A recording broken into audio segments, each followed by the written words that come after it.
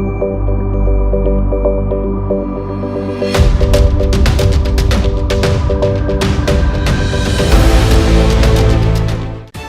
The angle में आप सभी का स्वागत है। इस वक्त की अहम खबरें लेकर मैं हूं आपके साथ नीतू शर्मा। सबसे पहले नजर डालेंगे सुर्खियों पर। अमेरिकी राष्ट्रपति डोनाल्ड ट्रंप और ट्विटर के बीच बड़ा विवाद। ट्विटर ने जारी किया चेतावनी नोटिस। बीजेपी अध्यक्ष जेपी नड्डा ने राहुल गांधी और कांग्रेस पर बोला हमला। कहा एक खारिज राजवंश पूरे विपक्ष के बराबर नहीं हो सकता। जम्मू कश्मीर के सोपोर में सुरक्षा बलों ने आतंकी मॉड्यूल का किया भंडाफोड़। लश्कर-ए-तैयबा के 4 आतंकी मददगारों को पकड़ा। और शेयर बाजार की शुरुआत हुई बढ़त के साथ, हरे निशान पर खुले शेयर। अमेरिका के राष्ट्रपति डोनाल्ड ट्रंप और ट्विटर के बीच विवाद बढ़ता ही जा रहा है। ट्विटर ने कहा कि डोनाल्ड ट्रंप के एक ट्वीट को अपमानजनक व्यवहार के खिलाफ अपनी नीति का उल्लंघन करने के लिए चेतावनी नोटिस जारी किया है।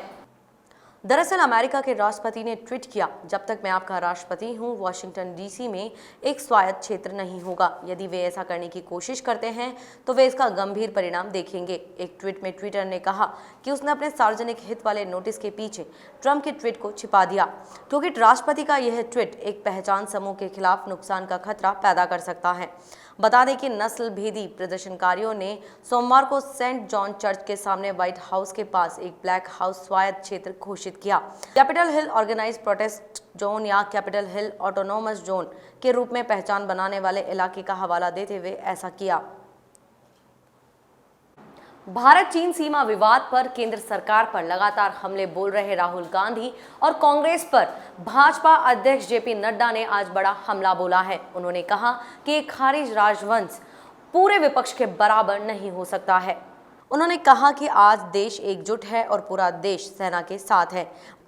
बता दें कि गलवान घाटी में चीनी सेना के साथ संघर्ष में भारत के 20 जवान शहीद हुए थे, जबकि चीन के 40 जवान मारे गए थे। नड्डा ने आज सिलसिलेवार ट्वीट करते हुए कहा, एक राजवंश और उसके वफादारों के पूरा विपक्ष होने का भ्रम है। एक राजवंश ने कुछ सवाल उठाए और उसके वफादारों ने झूठ फैलाया। बता दें कि कल नड्डा ने राहुल पर सेना का मनोबल गिराने का आरोप लगाया था। बीजेपी चीफ ने कहा, एक खारिज राजवंश पूरा विपक्ष नहीं हो सकता है। एक राजवंश का हित पूरे भारत का हित नहीं है। आज देश एकजुट है और सेना का समर्थन कर रही है। यह वक्त एकजुटता का है। बता दें कि भारत चीन तनाव के बीच कांग्रेस के पूर्व अध्यक्ष राहुल गांधी लगातार केंद्र सरकार पर हमले कर रहे हैं। उन्होंने पीएम नरेंद्र मोदी से पूरी घटना की जानकारी मांगी थी। उन्होंने ट्वीट कर पूछा था कि गलवान घाटी में 20 भारतीय जवानों की शहादत का जिम्मेदार कौन है। पूर्वी लद्दाख में एलएसी पर भारत के अडिग रुख से बौखलाया चीन डोकलाम में फिर चालबाजी पर उतर आया है। एक खुफिया रिपोर्ट के मुताबिक चीन ने भूटान और भारत के सिक्किम से लगी सीमा पर 2017 की तरह हरकत शुरू कर दी है। सरकारी रणनीतिकारों के मुताबिक पूर्वी लद्दाख में 3 जगहों पर पीछे हटने की सहमति के बावजूद चीन भारत का सिरदर्द कम नहीं होने देना चाहता। ऐसे में सैन्य और कूटनीतिक स्तर पर डोकलाम की स्थिति पर पैनी नजर रखी जा रही है। उच्च पदस्थ सरकारी सूत्रों के मुताबिक चीन भारत के साथ मौजूदा विवाद में नेपाल की तरह भूटान को भी घसीटने की फिराक में है। भूटान और भारत के ट्राई जंक्शन पर स्थित संवेदनशील डोकलाम में घुसकर 73 दिन तक तनाव बनाए रखा था। उस दौरान भारत भूटान से लगने वाली अंतर्राष्ट्रीय सीमा पार से भूटान के पक्ष में डटा रहा।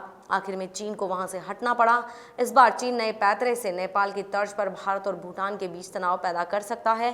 सूत्रों के मुताबिक सिक्किम में भारतीय सेना का खासा जमावड़ा है। सिक्किम सेक्टर में कहीं भी चीन की किसी हरकत पर उसे बिना किसी देरी अग्रिम मोर्चे पर तैनात किया जा सकता है।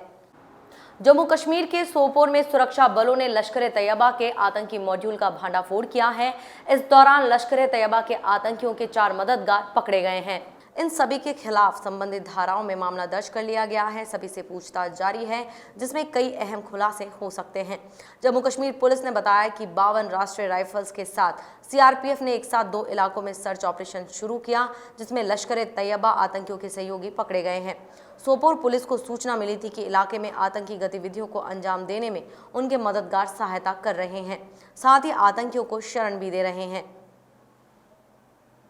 आज पुष्य नक्षत्र और विनायक चतुर्थी है। पुष्य नक्षत्र पर राजधानी जयपुर के गणेश मंदिरों में गणेश जी का अभिषेक हुआ। चांदपुर स्थित परकोटे वाले गणेश मंदिर में भी गणेश जी का दुग्धाभिषेक हुआ। मंदिर के पंडित अमित शर्मा ने भगवान गणेश का दुग्ध अभिषेक किया। उन्होंने बताया कि आज पुष्य नक्षत्र होने से मातंग नाम का शुभ योग बन रहा है। यह योग वंश वृद्धि के लिए शुभ माना गया है। इस दिन भगवान श्री गणेश की पूजा अर्चना की जाती है। गणेश जी सभी देवताओं में प्रथम स्थान रखते हैं। इस दिन गणेश जी की पूजा करने से विशेष फल की प्राप्ति होती है। हिंदू कैलेंडर में प्रत्येक चंद्रमास में 2 चतुर्थी होती है। हिंदू धर्म ग्रंथों के अनुसार चतुर्थी तिथि भगवान गणेश की तिथि है। अमावस्या के बाद आने वाले शुक्ल पक्ष की चतुर्थी को विनायक चतुर्थी कहते हैं और पूर्णिमा के बाद आने वाली कृष्ण पक्ष की चतुर्थी को संकष्टी चतुर्थी कहते हैं। देश में लगातार 18वें दिन डीजल की कीमत में बढ़ोतरी हुई, लेकिन आज पेट्रोल की कीमत में कोई बदलाव नहीं हुआ है। दिल्ली में आज पहली बार ऐसा हुआ है कि डीजल की कीमत पेट्रोल से भी महंगी हो गई है। पिछले 18 दिनों में डीजल की कीमत कुल 10.48 रुपये प्रति लीटर बढ़ी है और पेट्रोल 8.50 रुपये प्रति लीटर महंगा हुआ है। अंतर्राष्ट्रीय बाजार में कच्चे तेल की कीमतों में मामूली तेजी के बीच डीजल का दाम बढ़ा है। आज दिल्ली में 1 लीटर डीजल 0.48 पैसे महंगा हुआ है। इसके बाद दिल्ली में पेट्रोल की कीमत 79.76 रुपये प्रति लीटर हो गई है। वहीं डीजल की कीमत 79.88 रुपये प्रति लीटर हो गई है। IOCL से मिली जानकारी के अनुसार कोलकाता, मुंबई और चेन्नई में 1 लीटर पेट्रोल की कीमत 81.45, 86.54 और 83.4 रुपये प्रति लीटर है। डीजल की बात करें तो इन महानगरों में इसका दाम 75.6, 78.22 और 77.17 रुपये है। लगातार तीसरे दिन यानी आज बुधवार को शेयर बाजार की शुरुआत हरे निशान पर हुई। कई शेयर्स में तेजी देखी गई। बॉम्बे स्टॉक एक्सचेंज का प्रमुख इंडेक्स सेंसेक्स 162.22 अंक यानी 0.46% ऊपर 35,592.65 के स्तर पर खुला। वहीं नेशनल स्टॉक एक्सचेंज का निफ्टी 0.54% यानी 56.45 अंकों की बढ़त के साथ 10,527.45 के स्तर पर खुला।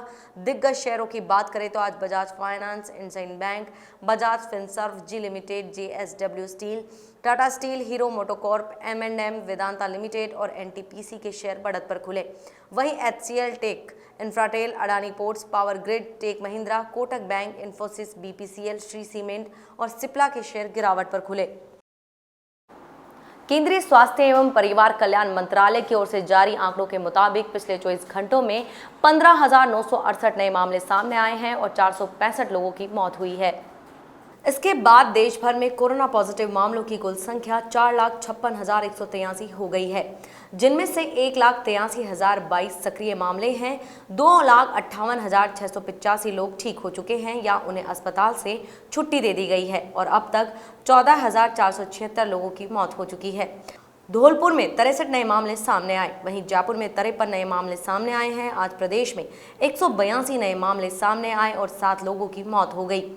भरतपुर में 23, कोटा में 10, 12, बूंदी, डूंगरपुर और राजसमंद में 2-2, दौसा और झालावाड़ में 4-4, झुंझुनू में और सवाई माधोपुर में 3-3, नागौर में 5 और उदयपुर में 1 पॉजिटिव मिला।